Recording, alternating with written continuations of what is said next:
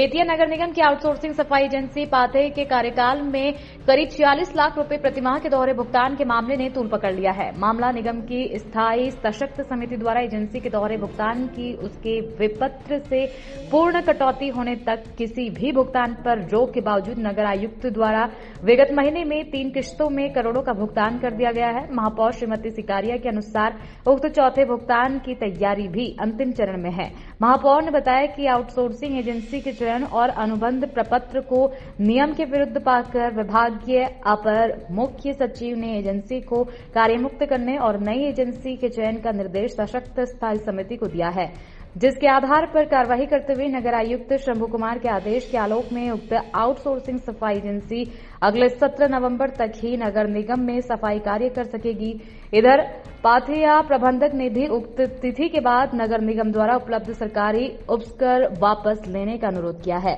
इससे पहले ही विगत 11 एवं 12 अगस्त को संपन्न निगम की सशक्त स्थायी समिति ने भी दोहरे भुगतान एवं अन्य वित्तीय अनियमितताओं की पूर्ण कटौती तक उक्त एजेंसी को निगम द्वारा भुगतान करने पर रोक लगा देने के बावजूद नगर आयुक्त अपनी मनमर्जी से और पूर्ण स्वेच्छाचारित अपनाते हुए अनेक किस्तों में करोड़ों का भुगतान कर दिया है। इसको लेकर महापौर ने नगर आयुक्त से जवाब तलब करते हुए नगर आयुक्त शंभू कुमार को लिखा है कि सफाई एजेंसी पाथे को किसी भी भुगतान पर सशक्त स्थायी समिति की रोक के बावजूद बिना पूर्ण कटौती के ही आपके द्वारा कम से कम 3 बार में करोड़ों का भुगतान कर दिया गया है। जानकार सूत्रों के मिली जानकारी के अनुसार आप चौथे भुगतान की तैयारी में लगे बताए गए हैं।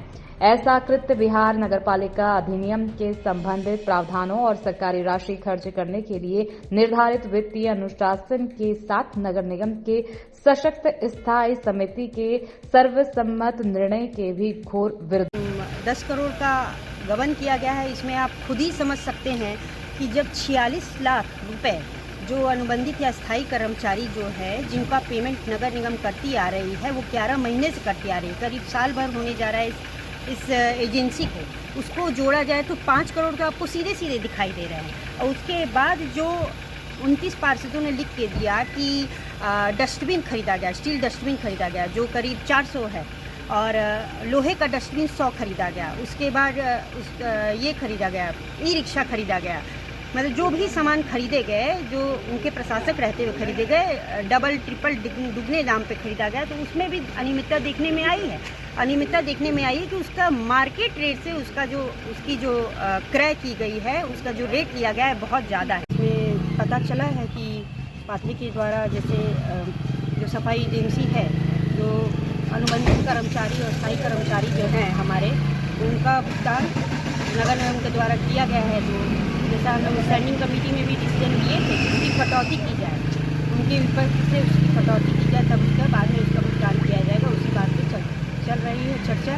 और साथ में ही फाइल में उन्हें सब एग्रीमेंट देखे हैं सारे कुछ। उसके अलावा देखा गया है कि कितने ईयर का इनको कॉन्ट्रैक्ट दिया गया है, सब कुछ उन्होंने जाँच में देखा है। अभी जाँच चल रही है। आज खुल के सामने नहीं आया है कि गड़बड़ी हुई है या नहीं हुई है? जी, ये तो एकदम स्पष्ट है कि जो अनुबंधित कर्मचारी और स्थायी कर्मचारी जो नगर निगम के लिए काम कर रहे थे, जो एजेंसी के द्वारा ही कूड़ा उठाव कराया जा रहा था, लेकिन उसका भुगतान नगर निगम के द्वारा कर दिया गया। ये पूरी तरीके से स्पष्ट उनको भी स्पष्ट हुआ है।